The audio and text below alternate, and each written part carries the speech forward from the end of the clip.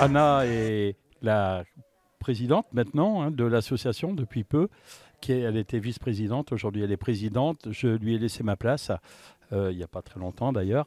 Et donc le but de ce concert, c'était déjà de faire connaître l'association parce que pour nous, la notoriété est quelque chose de très important. Et donc, il fallait d'abord se faire connaître pour après fédérer les gens, pour avoir des adhérents, pour avoir des bénévoles avec nous et pour pouvoir continuer notre mission. L'année dernière, en 2022 plutôt, quand la guerre a commencé, notre première urgence était d'envoyer un maximum de vivres, de matériel, de premiers secours, etc. là-bas. Aujourd'hui, notre mission principale est d'accueillir et d'intégrer les Ukrainiens qui sont ici en France, pour la plupart des femmes, des enfants et des personnes âgées. Mais de les intégrer, non pas de les assister, c'est-à-dire de leur apprendre la langue française. Donc on leur a donné des cours de français, de leur trouver du travail, de leur trouver du logement, de les rendre autonomes.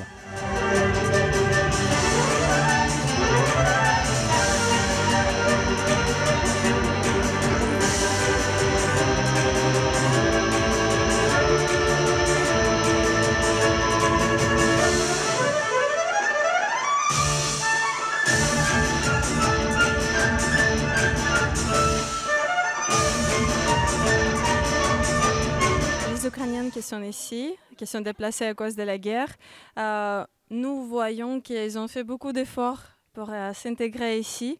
On peut voir même Miroslava, qui est chef de Asturia Quartet.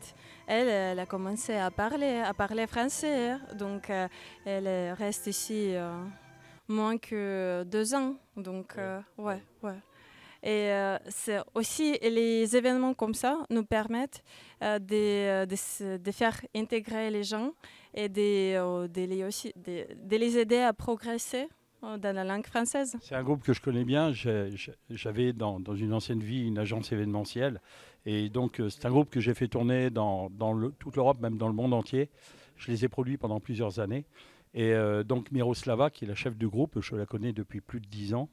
Et donc, quand la guerre a démarré, j'ai appelé Miroslava pour savoir ce qui se passait pour elle, où elle en était. Elle était à Kiev, elle était complètement paniquée, elle était enceinte. Et donc, je l'ai fait venir à Montélimar.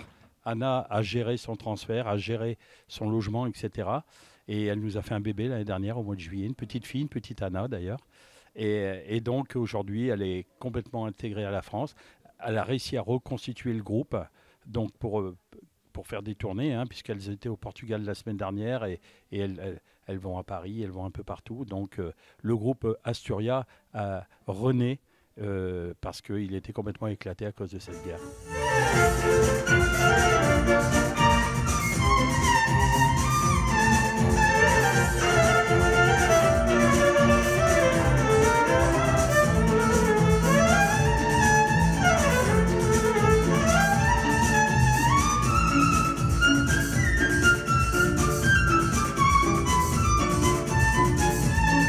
Les projets pour 2024, déjà, on va répéter notre festival franco-ukrainien pendant 2 jours à Montboucher-sur-Jabron. Ça va être le 1er et 2e juin 2024. C'est l'événement culturel. L'année dernière, nous avons invité beaucoup de personnes aussi ukrainiennes qui est venues d'Allemagne, qui sont venues de Hollande, de Paris, de Nice. Et nous avons eu beaucoup de retours, en fait, que ce festival a très haut niveau et les gens, je pense que notre association les attire aussi. Oui. Donc, en fait, nous avons réussi à créer la communauté autour de Montélimar.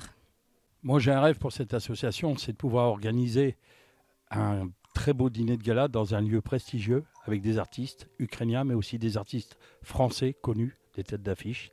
Et j'y arriverai parce que j'ai toujours réalisé mes rêves. Donc, des événements comme celui-ci nous donnent une notoriété, nous donnent surtout une raison d'exister. Et aujourd'hui, je pense que les municipalités, les régions nous prennent au sérieux. Plus on aura de la puissance, plus on pourra faire pour ces gens peut-être pas, on ne remplacera jamais ce qu'ils ont en Ukraine, mais au moins de les aider à mieux vivre et surtout un jour les aider à rentrer et de se réinstaller parce que pour certains c'est terrible, quoi.